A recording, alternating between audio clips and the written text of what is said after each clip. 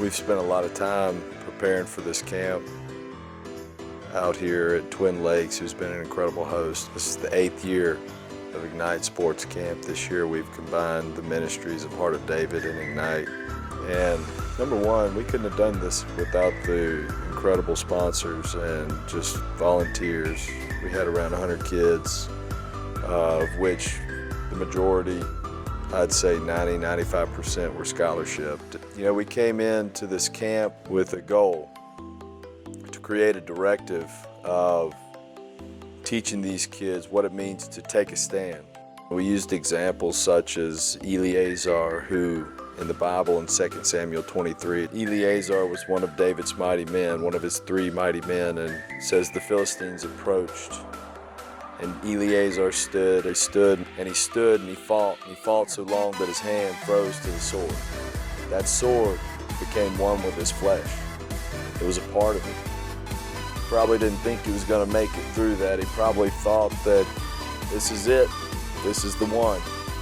And we use that as an example in parallel of the world comes at you with fear, with doubt, with ridicule, with hate, with anger, with bitterness, with despair, with abuse, physically, emotionally.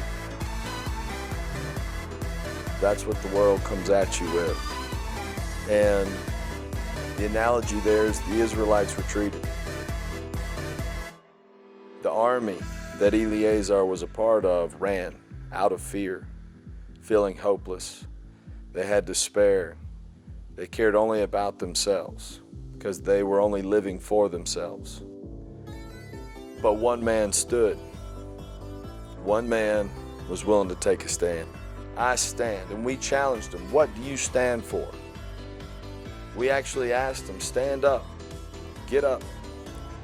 If you're gonna leave this place and take a stand, do it right now. Taking a stand. Come up here and stand and tell us what you're gonna stand for. Leadership. And they did that. They rose to the occasion. I stand for faith. Brotherhood. We taught them through sports. It's been amazing to watch the kids playing baseball and basketball, soccer and football. Trust. In all these sports, you know, you've got leaders that are teaching. Integrity. You've got these kids that are tired, they're hot, they want to quit. I stand for God and my family. We teach them, you know, to overcome these adversities, that a lot of the pain is just in your mind, that you can actually push beyond what you think are your limits. And until you actually are pushed by someone Justice. to go beyond what your self-limitations are, you don't understand what's really inside. Determination. It's pretty amazing to see just the growth, the natural-born leaders that rise above, and Bullying. they didn't even know they were leaders. And then those that have the potential, we hone in and we help build and add on to those skills, and we teach them about character and selflessness and integrity. I stand for truth in the Bible. And then we also let them be a kid.